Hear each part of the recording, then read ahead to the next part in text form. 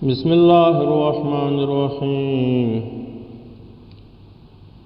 عن أبي قتادة رضي الله عنه أن النبي صلى الله عليه وسلم قال: صيام يوم عاشوراء أحتسب على الله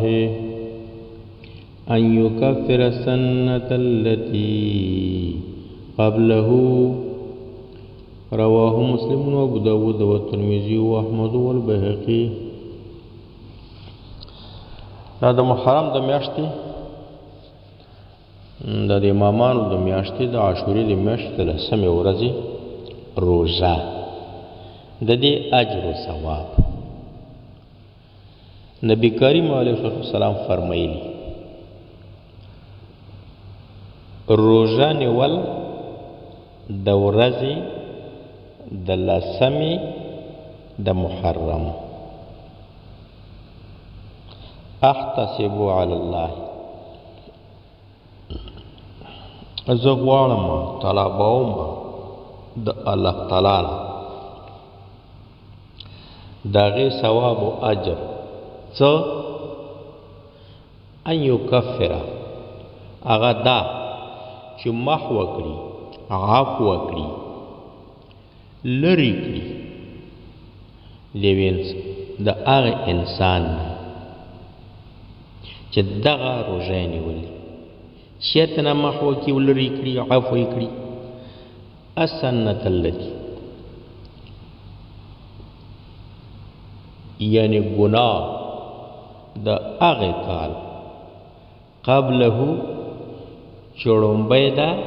د دغې ورځې نه دغه ورځې نه واخله تر بلې مخکې ورځې پورې د یو کال چې کوم انسان د کوم انسان نه ګناه شوي او دغه ورځ روژه یې ونیوه د لسم د محرم نو زه د الله نه غواړم چې دغه اجر و ثواب ورکړي چې د ګناه محو کړي ورته عفو وکړي دا خو ګوره اجر و ثواب خو اوس دې کې اجر و ثواب څه راغی دې حدیث کې دا راغی چې د یو کال لومبني ګناه عفو کېدل نو د دې ګناه نه کومه ګناه مراد ده وړه ګناهونه چې دا به الله تعالی ورته عفو کړي او که انسان وړه ګناهونه نه لرل نو بیا به الله تعالی د دغې روژې په برکت باندې د ده د مخکیني کال په لویو ګناهونو کې تخفیف او کاموالی راولي او که یو سړی